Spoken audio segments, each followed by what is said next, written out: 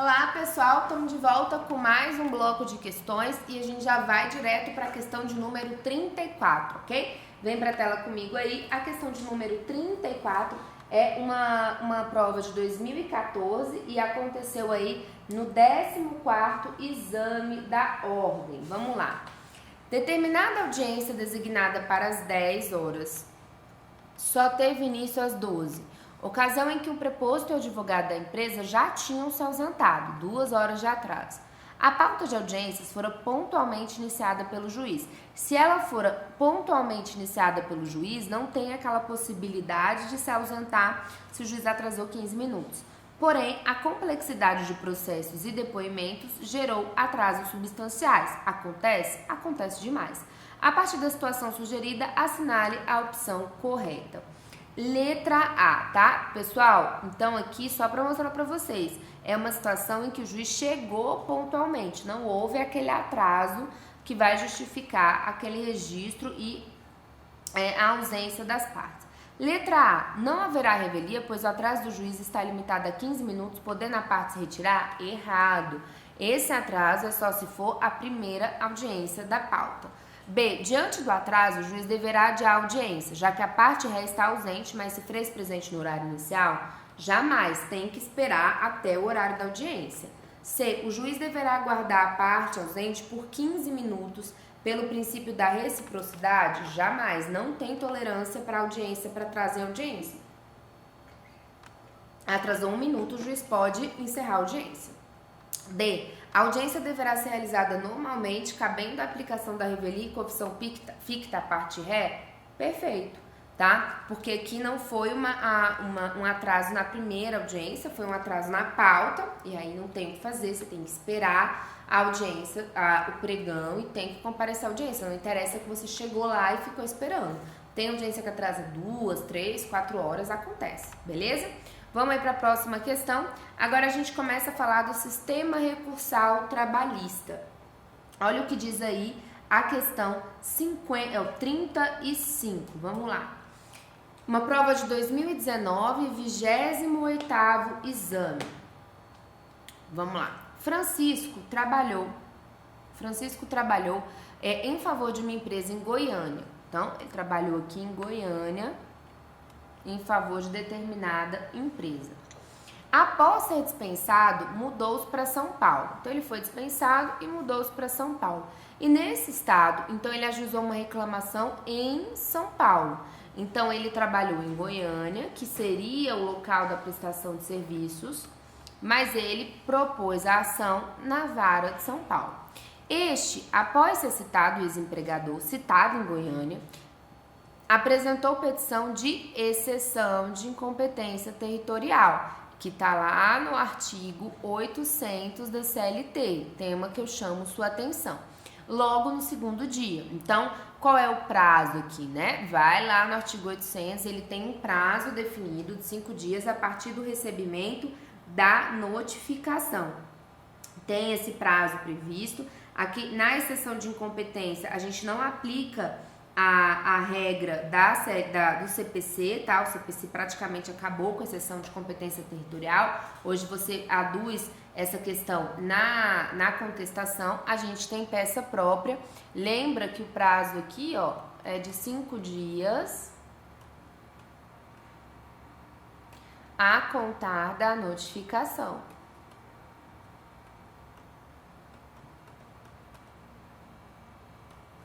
Em razão disso, o juiz suspendeu o processo, corretíssimo.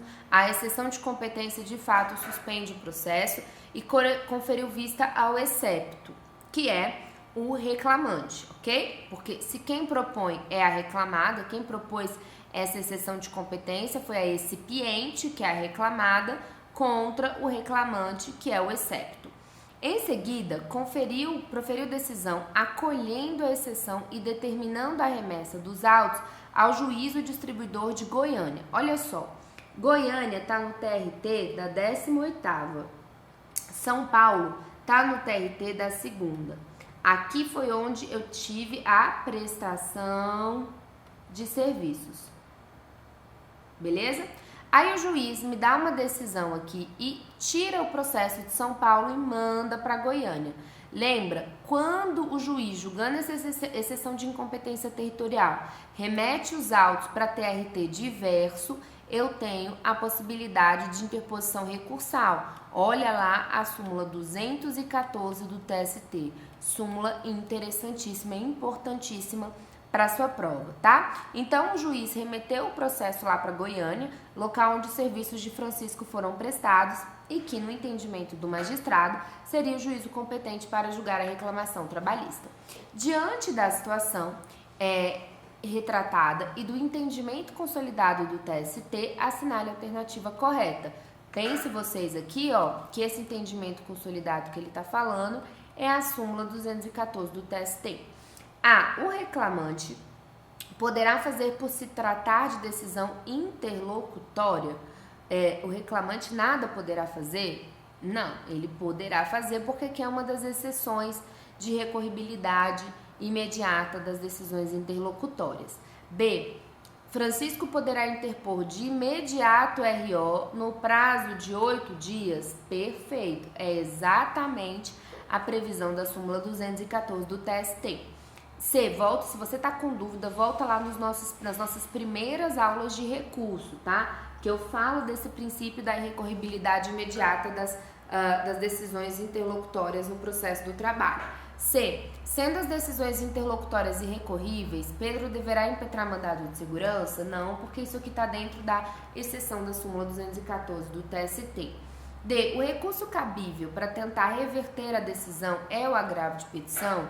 Jamais. O agravo de petição, ele é um recurso que é interposto em sede de execução, beleza? Continuando aí, questão 36, 28º exame, prova de 2019. Pessoal, o que eu quero que vocês percebam? É muito comum que nessas questões de recurso, eles queiram saber de você se você sabe qual é o recurso cabível. Então, basicamente, o que ele vai te perguntar é cabimento recursal. Isso eles perguntam demais, então tenham muita atenção nesse ponto de cabimento recursal, ok? Vem para a tela comigo, questão número 36. No curso de uma ação trabalhista que se encontra em fase de execução, então aqui já está falando de execução, de sentença, a executada, citada para pagar e garantir o juízo, apresentou uma exceção de pré-executividade. Pode? Pode. Almejando a nulidade de todos os atos, uma vez que não havia sido regularmente citado. Após regular trâmite, o juiz julgou procedente a exceção de pré-executividade e anulou todos os processos processuais praticados desde a citação, concedendo ainda prazo para a reclamada contestar a reclamação trabalhista. Então, olha só, eu tenho aqui uma sentença transitada em julgado.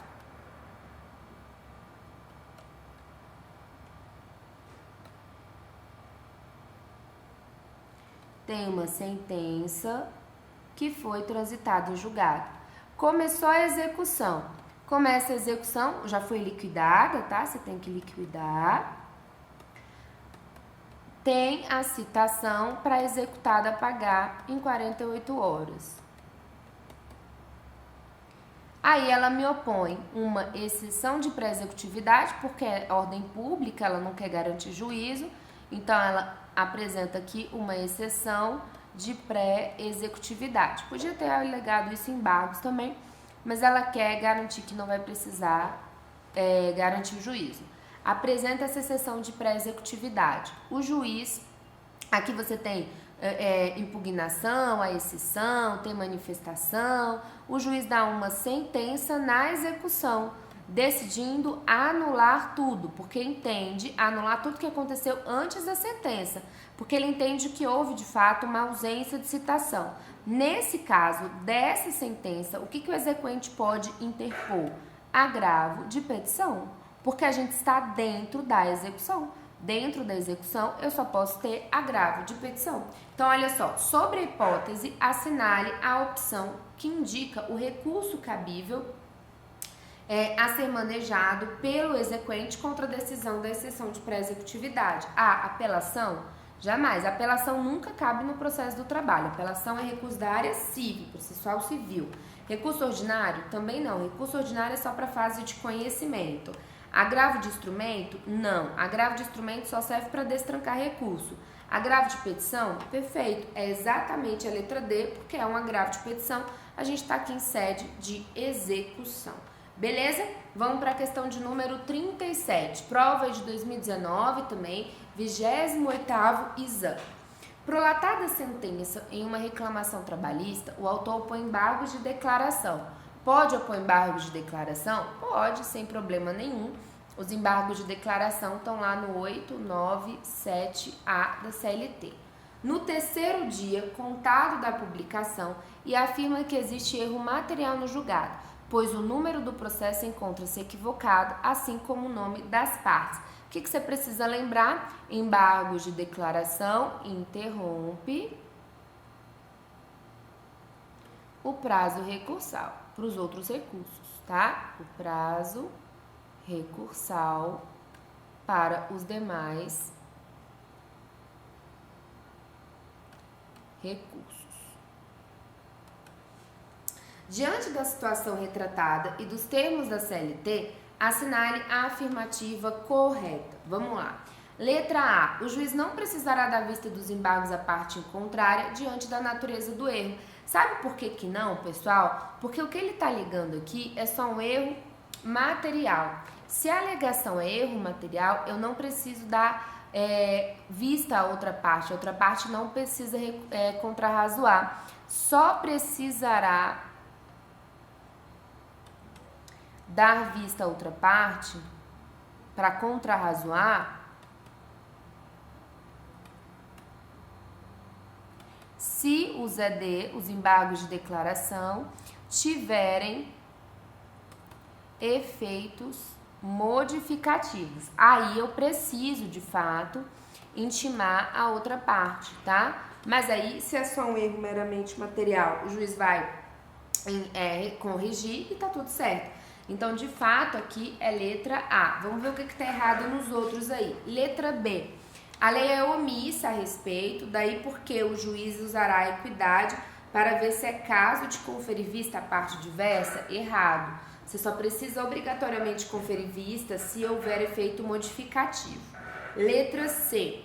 Havendo, no caso do exame, possibilidade de efeito modificativo do julgado, a parte contrária poderá se manifestar em 8 dias. Aqui é só se tivesse, de fato, efeito modificativo, tá? Então, aqui você não precisa dar vistas, porque há um erro meramente material. Então, havendo, no caso do exame, possibilidade de efeito modificativo do julgado, a parte contrária poderá se manifestar em 8 dias. Qual é o erro aqui? Não são 8 dias, tá, pessoal? O prazo de embargos é um prazo de 5 dias, logo as contrarrazões também seriam em 5 dias, então letra C, errada. Letra D, independentemente do recurso e seu efeito perante o julgado, é direito da parte contrária se manifestar sobre os embargos? Não é independentemente e prazo não é de 10 dias, né? Então, D, errada.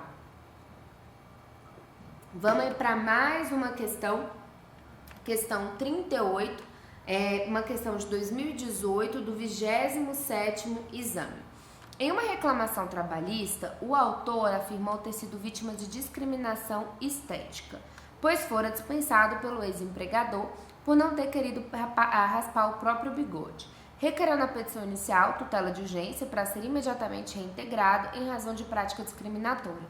O juiz, não convencido da tese de discriminação, indeferiu a tutela de urgência e determinou a designação de audiência com a respectiva citação. Vamos entender aqui. Você vem como advogado do autor que propôs uma reclamação trabalhista com pedido de tutela provisória de urgência, ok? Incidental.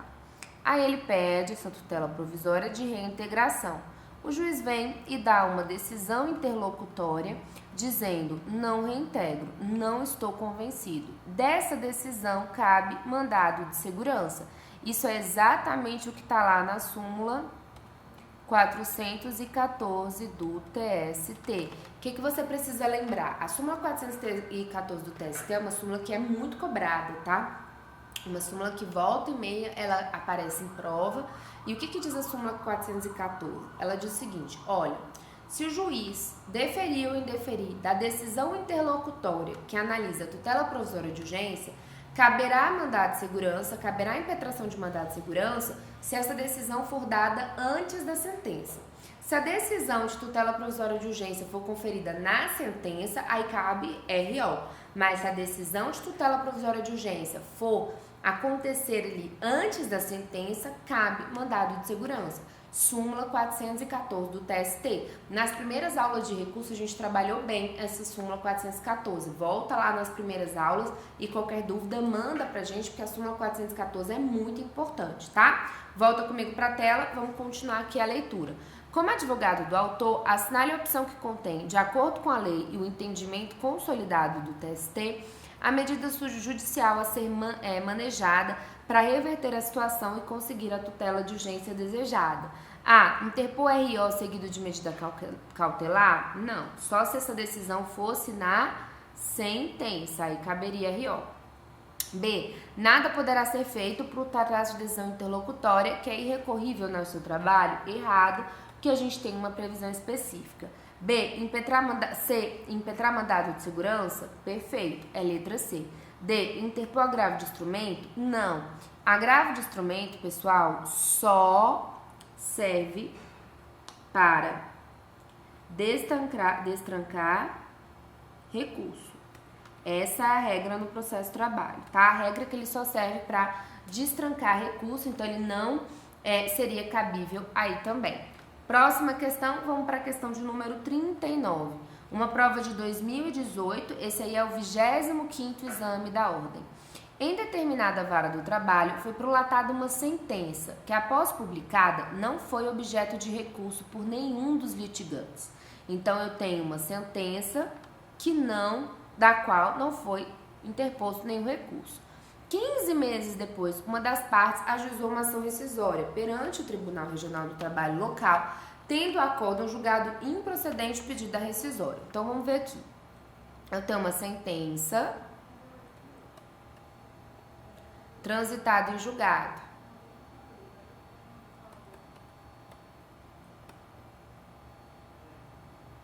Aí vem a parte 15 meses depois do trânsito e propõe uma ação rescisória. Pode? Pode. Se tiver dentro ali das regras do 966 do CPC, pode. A ação rescisória a gente propõe no TRT, né? Aqui eu tenho uma sentença do juiz. Aí o TRT, ele julga improcedente a rescisória. Ainda inconformada, a parte deseja que o TST aprecie a demanda. Assinale a opção que indica, na hipótese, o recurso cabível para o Tribunal Superior do Trabalho. Aqui eu tenho um acórdão, vocês concordam? Um acórdão do TRT. O que cabe desse acórdão? RO para o TST. Exatamente, RO para o TST. Porque aqui, ó, a ação rescisória, ela começa no tribunal. A ação rescisória, ela é de competência originária do TRT. E aí traz exatamente a previsão que a gente tem lá no 892, inciso 5. Inciso 2, perdão. Ela é uma ação originária do TRT, nesse caso, porque é de uma sentença. E aí, conforme o 895, inciso 2º, vai caber recurso ordinário, ok? Então, vamos ler aí os itens. Letra A. Assinale a opção que indica, na hipótese, o recurso cabível para o TST. Recurso ordinário é exatamente o RO. Vai ser o nosso recurso cabível, exatamente RO. B, recurso de revista? Não. C, recurso especial? Não. Recurso especial nunca cabe no processo de trabalho. Agravo de instrumento? Também não. Ok? Próxima questão aí 40. Prova de 2018, foi do 25º exame.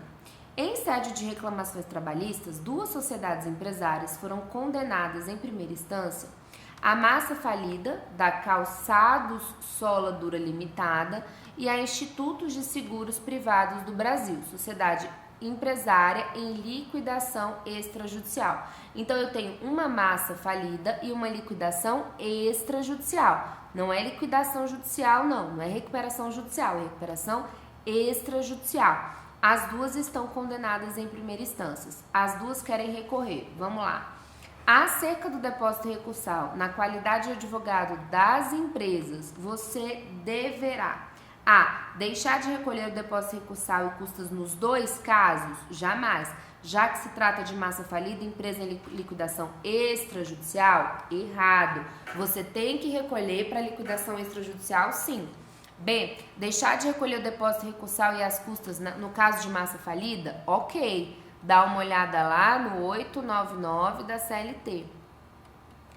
Mas recolher ambos para a empresa em liquidação extrajudicial? Verdadeiríssimo. Você vai ter que recolher tudo isso para a empresa que está em liquidação extrajudicial.